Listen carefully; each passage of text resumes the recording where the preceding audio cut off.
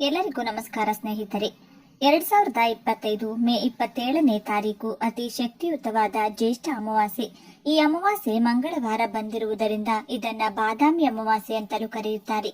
ವೇದ ಪಂಡಿತರ ಪ್ರಕಾರವಾಗಿ ಈ ಅಮಾವಾಸ್ಯೆಯು ಅತ್ಯಂತ ಶಕ್ತಿಯುತವಾದಂತಹ ಅಮಾವಾಸ್ಯೆ. ಈ ದಿನ ಅಲೋವೆರಾದಿಂದ ಈ ಒಂದು ಪರಿಹಾರವನ್ನ ಮಾಡಿಕೊಳ್ಳಿ. ಈ ಒಂದು ಪರಿಹಾರವನ್ನ ಮಾಡಿಕೊಳ್ಳುವುದರಿಂದ ಸಕಲ ದಾರಿದ್ರ್ಯ ನಿವಾರಣೆಯಾಗುತ್ತದೆ. ಜೊತೆಗೆ ಅದೃಷ್ಟ ಕೂಡಿ ಬರುತ್ತದೆ. ಗ್ರಹ ದೋಷಗಳು, ಪಿತೃದೋಷಗಳು, ದೃಷ್ಟಿ ದೋಷಗಳು, ಹಾಗೆಯೇ ನರದೃಷ್ಟಿ ದೋಷ, ಇನ್ನು ಮುಂತಾದ ದೋಷಗಳನ್ನ ಎಲ್ಲವನ್ನೂ ಸಹ ನಿವಾರಣೆ ಮಾಡುವಂತಹ ಶಕ್ತಿ ಈ ಅಲೋವೆರಾಕ್ಕಿದೆ. ಯಾವ ಮನೆಯಲ್ಲಿ ಅಲೋವೆರಾ ಗಿಡ ಇರುತ್ತದೆಯೋ ಅಂತಹ ಮನೆಯಲ್ಲಿ ಯಾವುದೇ ರೀತಿಯ ದೋಷಗಳು ಸಹ ಸುಳಿಯುವುದಿಲ್ಲ. ಮುಖ್ಯವಾಗಿ ಎಂತಹದ್ದೇ ಕೆಟ್ಟ ಕಣ್ಣು ಕೂಡ ಬಿದ್ದರೂ ಆ ಮನೆಗೆ ತಾಗುವುದಿಲ್ಲ ಎಂದು ಹೇಳ್ತಾರೆ. ಅಲೋವೆರಾದಲ್ಲಿ ಮುಕ್ಕೋಟಿ ದೇವತೆಗಳು ಸಹ ನೆಲೆಯೂರಿರುತ್ತಾರೆ. ಮುಖ್ಯವಾಗಿ ಲಕ್ಷ್ಮಿ, ಸರಸ್ವತಿ, ದುರ್ಗಾದೇವಿ ಒಟ್ಟಿಗೆ ಇರುವಂತದ್ದು ಈ ಅಲೋವೆರಾದಲ್ಲಿ. ಈ ಅಲೋವೆರಾವನ್ನ ನಾನಾ ಪ್ರಕಾರದಲ್ಲಿ ಬಳಸುತ್ತಾರೆ.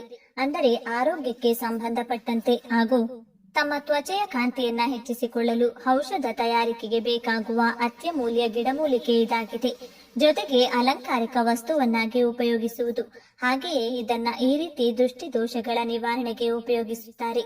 ಮನೆಯಲ್ಲಿರುವಂತಹ ಕೆಟ್ಟ ದೋಷಗಳನ್ನ ಹಾಗೂ ನಕಾರಾತ್ಮಕ ಶಕ್ತಿಗಳನ್ನ ಹೋಗಲಾಡಿಸುವುದಕ್ಕೂ ಕೂಡ ಉಪಯೋಗಿಸುತ್ತಾರೆ.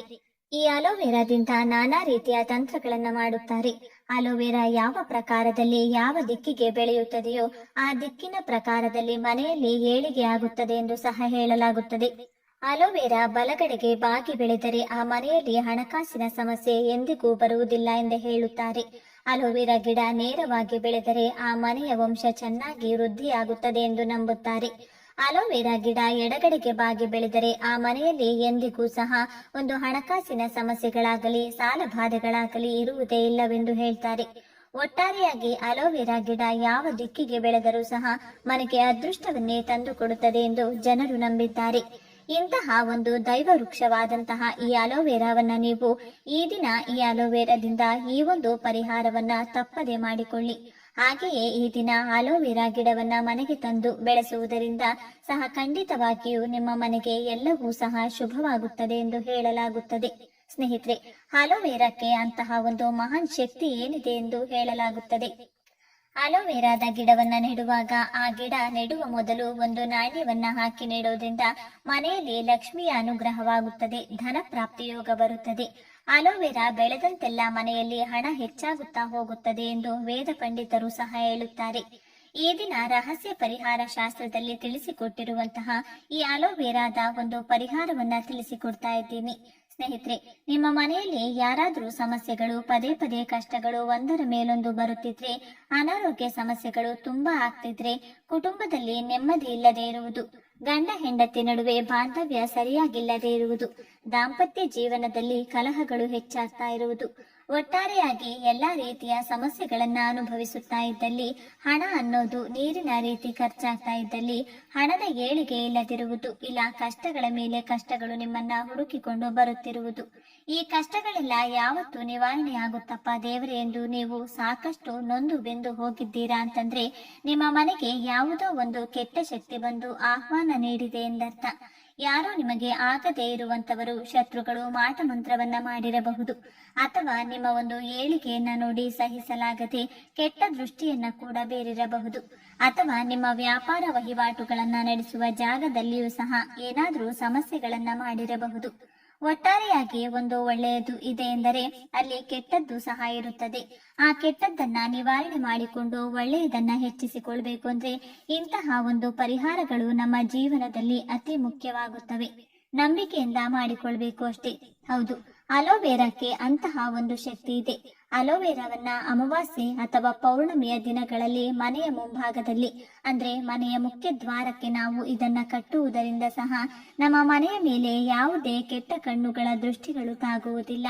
ಒಂದು ಮನೆಯಲ್ಲಿರುವಂತಹ ನಕಾರಾತ್ಮಕ ಶಕ್ತಿಯನ್ನ ಹೊರಗಟ್ಟಿ ಧನಾತ್ಮಕ ಶಕ್ತಿಯನ್ನ ಹೆಚ್ಚಿಸುತ್ತದೆ. ಅದೇ ರೀತಿಯಲ್ಲಿ ಈ ಅಲೋವೆರಾ ಗಿಡದಿಂದ ನಾವು ಈ ಒಂದು ಚಿಕ್ಕ ಪರಿಹಾರವನ್ನು ಸಹ ಮಾಡಿಕೊಳ್ಳಬಹುದು. ಅಲೋವೆರಾ ಗಿಡದಿಂದ ಅಂದ್ರೆ ಮೊದಲು ಅಲೋವೆರಾ ಗಿಡವನ್ನ ತೆಗೆದುಕೊಳ್ಬೇಕು. ಚೆನ್ನಾಗಿ ಬೇರಿರುವಂತಹ ಒಂದು ಗಿಡವನ್ನ ತೆಗೆದುಕೊಳ್ಳಿ. ಎಲ್ಲಿಯೂ ಸಹ ಆ ಒಂದು ಅಲೋವೆರಾ ಕಟ್ಟಾಗಿರಬಹುದು ಬಾರದು. ಆ ರೀತಿಯಾಗಿ ಇರುವಂತಹ ಒಂದು ಗಿಡವನ್ನ ತೆಗೆದುಕೊಂಡು ಶುಭ್ರ ಮಾಡಿಕೊಳ್ಳಿ. ಅಂದರೆ ಒಳ್ಳೆಯ ನೀರಿನಲ್ಲಿ ಚೆನ್ನಾಗಿ ತೊಳೆದುಕೊಳ್ಳಿ. ತೊಳೆದ ನಂತರ ಒಂದು ಬಿಳಿ ಬಟ್ಟೆಯನ್ನ ತೆಗೆದುಕೊಂಡು ಒರೆಸಿಕೊಳ್ಳಿ. ಆನಂತರ ಈ ಆಲೋವೆರಾಕ್ಕೆ ಅರಿಶಿನ, ಕುಂಕುಮ ಅಥವಾ ಗಂಧವನ್ನ ನೀರಿನಲ್ಲಿ ಮಿಶ್ರಣ ಮಾಡಿ ಆ ಆಲೋವೆರಾ ಗಿಡಕ್ಕೆ ಬೊಟ್ಟನ್ನ ಇಡಿ. ಆ ಆಲೋವೆರಾ ಗಿಡವನ್ನ ಒಂದು ಪ್ಲೇಟಲ್ಲಿ ಇಟ್ಟುಕೊಳ್ಳಿ. ಹಾಗೆಯೇ ಇದರ ಜೊತೆಗೆ ಸ್ವಲ್ಪ ಕಲ್ಲುಪ್ಪು, ಸ್ವಲ್ಪ ಸಾಸಿವೆ ತೆಗೆದುಕೊಳ್ಳಿ. ಕಲ್ಲುಪ್ಪೆನ್ನುವುದು ಸಾಕ್ಷಾತ್ ಮಹಾಲಕ್ಷ್ಮಿಯನ್ನ ಆಕರ್ಷಿಸುವಂತದ್ದು ಹಾಗೂ ದೃಷ್ಟಿ ದೋಷಗಳನ್ನ ನಿವಾರಣೆ ಮಾಡುವಂತಹ ಶಕ್ತಿ ಕಲ್ಲುಪ್ಪಿಗಿದೆ. ಅದೇ ರೀತಿ ಸಾಸಿವೆಗೂ ಅದರದ್ದೇ ಆದಂತಹ ವಿಶೇಷ ಆಕರ್ಷಣೆ ಇರುತ್ತದೆ. ಸಾಸಿವೆ ಕೂಡ ಅಷ್ಟೇನೆ, ಎಂತಹದ್ದೇ ದೋಷಗಳಿದ್ರೂ ಸಹ ಕ್ಷಣ ಮಾತ್ರದಲ್ಲಿ ನಿವಾರಣೆ ಮಾಡುವಂತಹ ಶಕ್ತಿ ಈ ಸಾಸಿವೆಗಿದೆ. ಈ ಎರಡು ಪದಾರ್ಥಗಳನ್ನ ನೀವು ಒಂದು ಪ್ಲೇಟಲ್ಲಿ ಇಟ್ಕೋಬೇಕಾಗುತ್ತದೆ. ಈ ಆಲೋವೆರಾ ಗಿಡವನ್ನ ನೀವು ನಿಮ್ಮ ಮನೆಯ ಮುಖ್ಯ ದ್ವಾರದ ಎದುರಿಗೆ, ಅಂದ್ರೆ ಎಲ್ಲರಿಗೂ ಈ ವಸ್ತು ಕಾಣಿಸ್ಬೇಕು ಆ ರೀತಿಯಾಗಿ ಒಂದು ಪ್ಲೇಟಲ್ಲಿ ಅಥವಾ ಒಂದು ಪೇಪರ್ ಮೇಲೆ ಅಥವಾ ಒಂದು ಬಟ್ಟೆ ಮೇಲೋ ಇಡಬೇಕು. 1 ಅಥವಾ 3 ವಾರಗಳ ಕಾಲ ನೀವು ಹಾಗೆಯೇ ಬಿಟ್ಟು ಬಿಡಿ. ಅದರ ಕಡೆ ನೀವು ಹೋಗಲೇಬೇಡಿ. ಮನೆಯಲ್ಲಿ ಏನಾದ್ರೂ ಚಿಕ್ಕ ಮಕ್ಕಳಿದ್ದಲ್ಲಿ ಅವರ ಕೈಗೆ ಸಿಗಬಾರದು. ಆ ರೀತಿಯಾಗಿ ನೋಡಿಕೊಂಡು ಸ್ವಲ್ಪ ಎತ್ತರದಲ್ಲಿ ಎಲ್ಲರಿಗೂ ಕಾಣುವ ರೀತಿಯಲ್ಲೇ ಇಡಬೇಕು. ನೀವು ಆಲೋವೆರಾ ಗಿಡವನ್ನ ನಿಮ್ಮ ಮನೆಯ ಮುಖ್ಯ ದ್ವಾರದ ಪ್ರವೇಶ ಕೋಣೆಯಲ್ಲಿ ಒಳಗಡೆ ಇಟ್ಟುಕೊಳ್ಳಿ.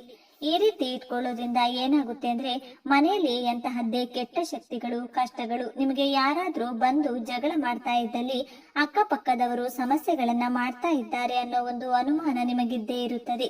ಯಾಕಂದ್ರೆ ಕುಟುಂಬದಲ್ಲೇ ಇರುತ್ತದೆ. ಕುಟುಂಬದಲ್ಲೇ ನಿಮ್ಮ ಏಳಿಗೆಯನ್ನ ನೋಡಿ ಸಹಿಸದೆ ನಿಮ್ಮ ಹಿತಶತ್ರುಗಳು ನಿಮ್ಮನ್ನ ಮುಂದೆ ಚೆನ್ನಾಗಿ ಮಾತನಾಡಿಸಿ ನಿಮ್ಮ ಹಿಂದೆ ಬೆಂಕಿ ಹಾಕುವಂತವರೇ ಇರ್ತಾರೆ. ನಿಮ್ಮನ್ನ ನೋಡಿ ಹೊಟ್ಟೆ ಉರಿ ಪಡುವವರು ಇರ್ತಾರೆ. ನಿಮಗೆ ಶಾಪ ಹಾಕುವವರು ಅಂತವರು ಇರ್ತಾರೆ. ಇಂತಹ ಜನಗಳ ದೃಷ್ಟಿಗಳು, ಇಂತಹ ಜನಗಳ ಕೆಡುಕುಗಳು ನಿಮ್ಮ ಕಡೆ ಬಂದು ಮುಟ್ಟಲೇಬಾರದು ಅಂದ್ರೆ ಈ ಒಂದು ಪರಿಹಾರ ನಿಮಗೆ ಅದ್ಭುತವಾಗಿ ಕೆಲಸವನ್ನ ಮಾಡುತ್ತದೆ. ನಿಮಗೆ ಬಂದಂತಹ ಕಷ್ಟಗಳನ್ನೆಲ್ಲ ಈ ಅಲೋವೆರಾ ನಕಾರಾತ್ಮಕ ಶಕ್ತಿಯನ್ನ ಹಿಡಿದಿಟ್ಟುಕೊಳ್ಳುತ್ತದೆ. ಇದರ ಜೊತೆಗೆ ಸ್ವಲ್ಪ ಅರಿಶಿನ ಕುಂಕುಮವನ್ನ ಕೂಡ ಹಾಕಿ ಇಟ್ಕೊಳ್ಳಿ. ಈ ರೀತಿ 3 ವಾರಗಳ ಕಾಲ ನೀವು ಇದನ್ನ ನಿಮ್ಮ ಮನೆಯಲ್ಲಿ ಇಟ್ಕೊಳ್ಬೇಕಾಗುತ್ತದೆ. ಆನಂತರ ಈ ಅಲೋವೆರಾದ ಗಿಡವನ್ನ ಇದನ್ನ ಯಾವುದಾದರೂ ಒಂದು ಪ್ಲಾಸ್ಟಿಕ್ ಕವರ್ ಅಲ್ಲಿ ಇಟ್ಕೊಂಡು ಎಲ್ಲಾದರೂ ಹರಿಯುವಂತಹ ನೀರಿಗೆ ನೀವು ಹಾಕಬಹುದು. ಅಥವಾ ನಿಮಗೆ ಈ ಗಿಡವನ್ನ ಬೆಳೆಸಬೇಕು ಎಂದು ಅನಿಸಿದ್ದಲ್ಲಿ ನೀವು ಬೆಳೆಸಬಹುದು. ನಿಮ್ಮ ಮನೆಯ ಹೊರಗಡೆ ಒಂದು ಪಾಟ್ ನಲ್ಲಿ ಮಣ್ಣನ್ನ ಹಾಕಿ ಕೂಡ ಬೆಳೆಸಬಹುದು. ಆದರೆ ಈ ತಂತ್ರಕ್ಕೆ ಬಳಸಿದಂತಹ ಅಲೋವೆರಾ ಗಿಡವನ್ನ ಹರಿಯುವ ನೀರಿಗೆ ಬಿಟ್ಟರೆ ಒಳ್ಳೆಯದು. ಒಂದು ವೇಳೆ ಅಲೋವೆರಾ ಗಿಡವನ್ನ ಮನೆಯಲ್ಲಿ ಬೆಳೆಸಬೇಕೆಂದ್ರೆ ಹೊಸದಾಗಿ ಅಲೋವೆರಾ ಗಿಡವನ್ನ ತಂದು ಬೆಳೆಸಬಹುದು. ನಿಮಗೆ ಏನಾದ್ರೂ ಅನುಮಾನಗಳಿದ್ರೆ ಮತ್ತು ನಮಗೆ ಏನಾದ್ರೂ ಸಮಸ್ಯೆಗಳು ಆಗಬಹುದೇನೋ ಅಂತ ಒಂದು ಅನುಮಾನ ಬಂತು ಅಂದ್ರೆ ಇದನ್ನ ತೆಗೆದುಕೊಂಡು ಹೋಗಿ ಹರಿಯೋ ನೀರಿನಲ್ಲಿ ಹಾಕ್ಬೇಕು.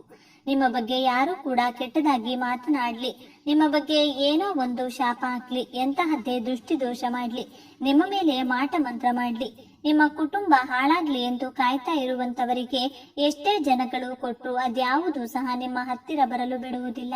ಈ ಅಲೋವೆರಾ ಗಿಡ ಕೆಟ್ಟದ್ದನ್ನೆಲ್ಲ ಎಳೆದು ಇಟ್ಕೊಂಡು ನಿಮಗೆ ಒಂದು ಪಾಸಿಟಿವ್ ಎನರ್ಜಿಯನ್ನ ತಂದುಕೊಡುತ್ತದೆ. ಧನಾತ್ಮಕ ಶಕ್ತಿಯನ್ನ ನಿಮ್ಮ ಮನೆಯಲ್ಲಿರುವಂತೆ ಮಾಡುತ್ತದೆ.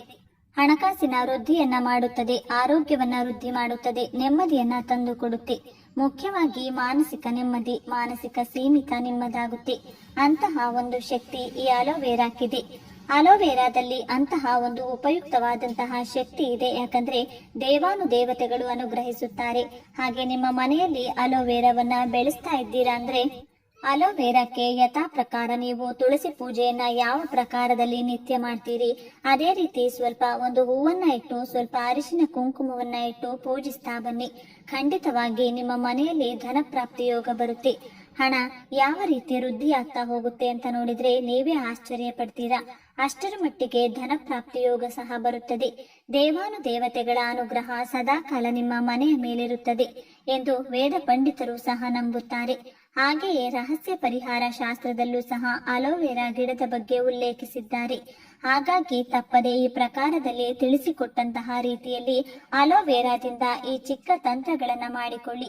ಈ ದಿನ ಅಲೋವೆರಾವನ್ನ ನಿಮ್ಮ ಮನೆಯ ಮುಖ್ಯ ದ್ವಾರಕ್ಕೂ ಕೂಡ ಕಟ್ಟಿಕೊಳ್ಳಬಹುದು. ಅದಕ್ಕೂ ಕೂಡ ನೀವು ನಿತ್ಯ ಪೂಜೆ ಮಾಡಿಕೊಳ್ತಾ ಬಂದ್ರೆ ಅಲೋವೆರಾ ಬೆಳೆದಂತೆ ನಿಮ್ಮ ಮನೆಯಲ್ಲಿರುವ ಕಷ್ಟಗಳು ನಿವಾರಣೆಯಾಗಿ ಅದೃಷ್ಟ ಬರುತ್ತೆ ಎಂದು ಹೇಳಲಾಗುತ್ತದೆ. ಇವತ್ತಿಗೆ ಈ ವಿಡಿಯೋ ಈ ಮಾಹಿತಿ ನಿಮಗೆ ಉಪಯುಕ್ತವಾಗಿದೆ ಎಂದು ನಾನು ಭಾವಿಸುತ್ತಿದ್ದೇನೆ. ಮಾಹಿತಿ ಇಷ್ಟವಾದರೆ ಲೈಕ್ ಮಾಡಿ, ಶೇರ್ ಮಾಡಿ. ನೀವು ಹೊಸಬರಾಗಿದ್ರೆ ಈಗಲೇ ನಮ್ಮ ಚಾನೆಲ್ಗೆ ಸಬ್ಸ್ಕ್ರೈಬ್ ಮಾಡ್ಕೊಳ್ಳಿ. ಎಲ್ಲರೂ ಭಕ್ತಿಯಿಂದ ಓಂ ಶ್ರೀ ಮಹಾಲಕ್ಷ್ಮಿ ನಮಃ ಅಂತ ಕಮೆಂಟ್ ಮಾಡಿ. ಧನ್ಯವಾದಗಳು. ಎಲ್ಲರಿಗೂ ಶುಭವಾಗಲಿ.